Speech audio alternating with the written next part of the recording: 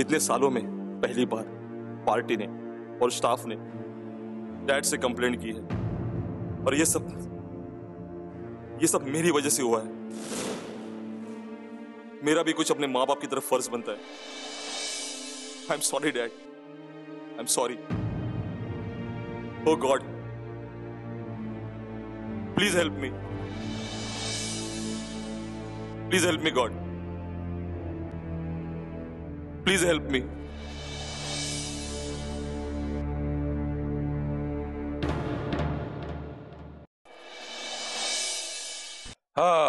हाँ, मैं दयाराम बोल रहा हूँ।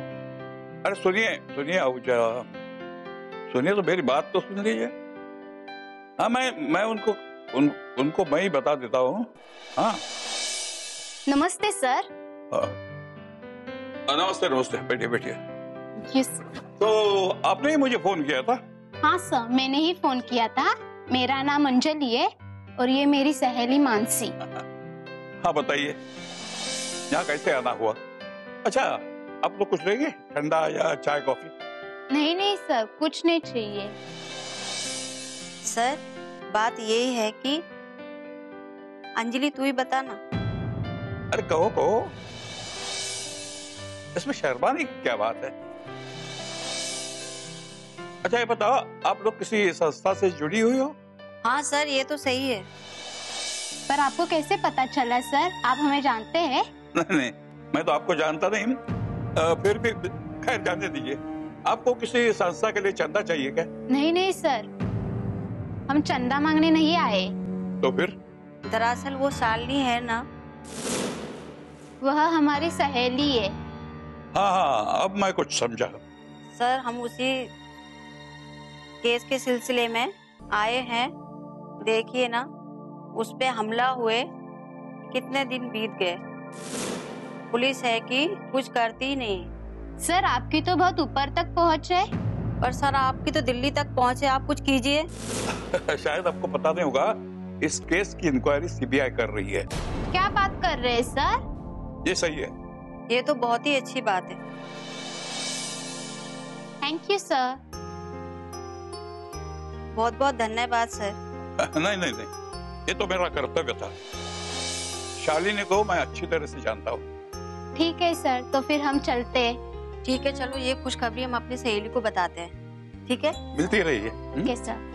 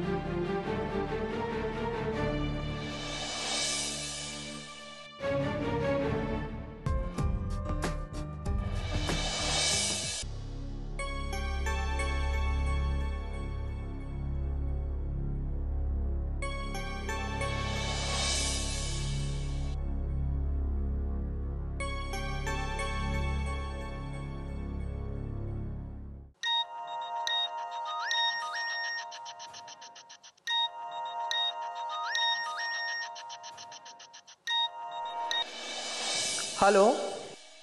हेलो, क्या मैं सीनियर इंस्पेक्टर पांडे जी से बात कर सकता हूँ? जी बिल्कुल। जी, मैं विवेक बोल रहा हूँ। जी हाँ विवेक, बताइए मैं आपकी क्या सेवा कर सकता हूँ? शालिनी एसिड केस की छानबीन कहाँ तक पहुंची? मुजरिम का कुछ पता चला है क्या? फिर से आपका वही जवाब है, हमारी कोशिश जारी है। मिस्टर विवेक, पुलिस के पास कई किस्म की कंप्लेंट्स आती रहती है और हमें सब पर ध्यान देना पड़ता है। फिर भी हम शालिनी केस पे ज्यादा से ज्यादा वक्त दे रहे हैं। वो तो मुझे आपके जवाब से ही पता चल गया है कि आप शालिनी केस को कितना वक्त दे रहे हैं। अब बहुत हो चुका, मुझे ही जोर लगाना पड़ेगा, वो भी हायर लेवल पर। आप मुझे धमकी दे रहे हैं? धमकी नहीं दे रहा, बल्कि आप लोगों ने मुझे मजबूर किया ये कदम उठाने पर। इसके सिवा मेरे पास और कोई चारा नहीं है। देखिए, आप मुझे धमकी दे रहे हैं। देखिए, क्या देखूं? हाँ, 2 दिन पहले ही एक मासूम लड़की के चेहरे पर भरी भीड़ में रेलवे प्लेटफॉर्म पर एक दरिंदा एसिड फेंक के भाग गया, वो भी आपके हाथ नहीं लगने वाला शालिनी एसिड केस की तरह। देखिए, इसमें हमारा क्या दोष है? इंस्पेक्टर साहब, अब इस बात की नजाकत को नहीं समझते। ये मुजरिम, ये दरिंदे इसी तरह गुनाह करके खुलेआम घूमते रहे ना, तो ये औरों का हौसला बढ़ाएंगे और किसी को भी पुलिस और कानून का खौफ नहीं रहेगा।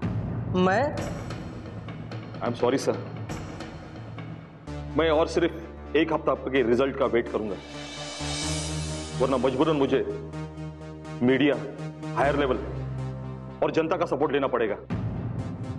That's it.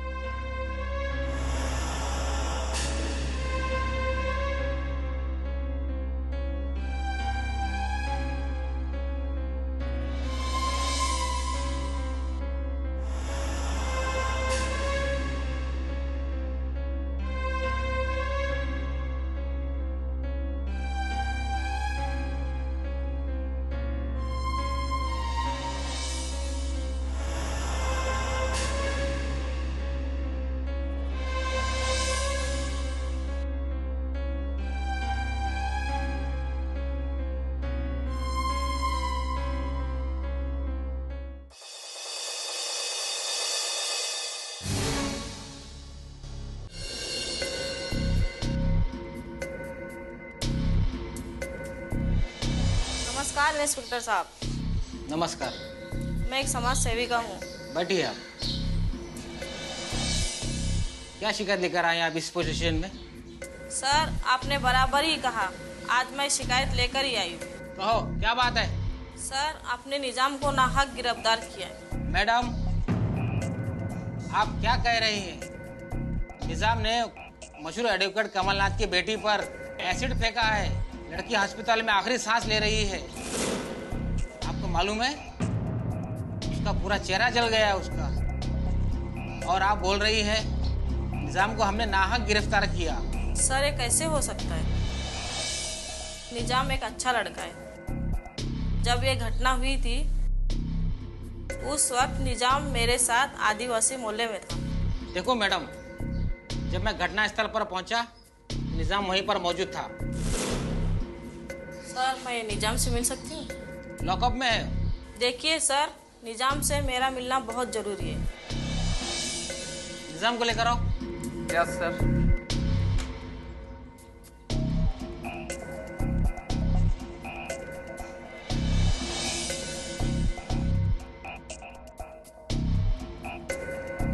आपका बहुत बहुत शुक्रिया मैडम, आप यहाँ मुझसे मिलने आई।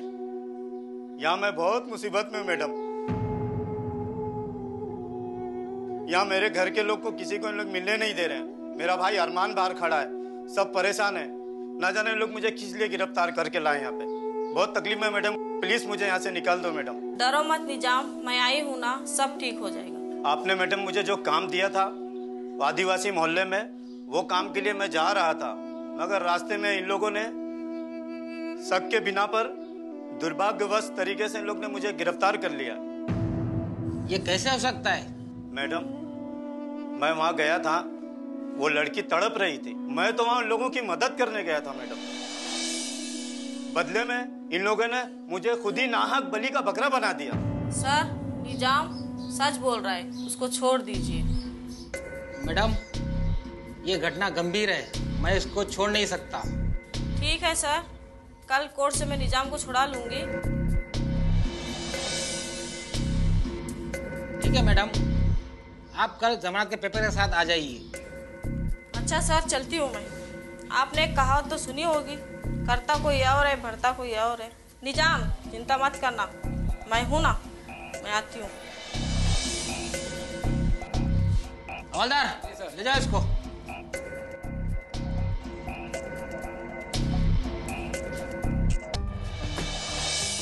हाँ हेलो, अभी मैं पुलिस स्टेशन से आ रहा हूँ। हाँ बोलिए। हाँ चल रहा है, केस चल रहा है, वो छानबीन हो रही है।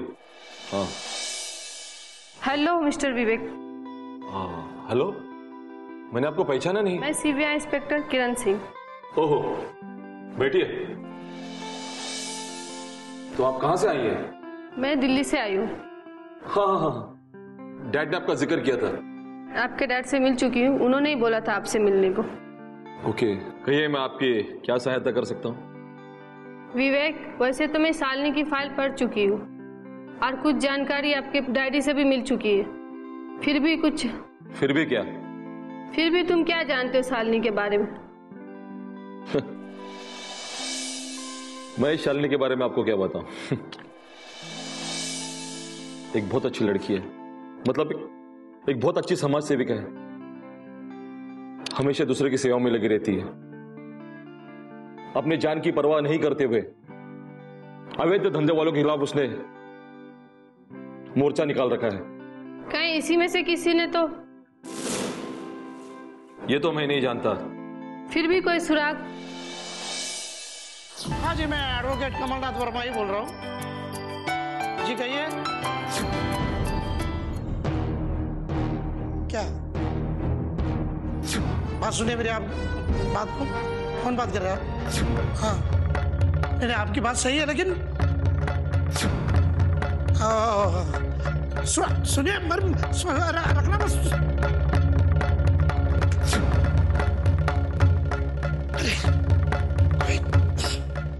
देखो यार, बाहर जरा पानी लेकर आना, पानी लेकर आना, जल्दी पानी लेकर आना। बस जाओ तुम जाओ। क्या बात है साहब? जाओ तुम। नमस्ते सर। विवेक, कैसे हो? सर लगता है आप कुछ टेंशन में है। अब क्या बताऊं मैं विवेक तुम्हें। अभी मुझे फोन पर जान से मारने की धमकी मिली। एक बात याद आई। क्या? हाँ, शालिनी के पिता एडवोकेट कमलनाथ। हाँ, एडवोकेट कमलनाथ। उन्हें किसी ने फोन पर धमकी दी थी। तो उसका इस केस से क्या संबंध? नहीं, मेरा मतलब।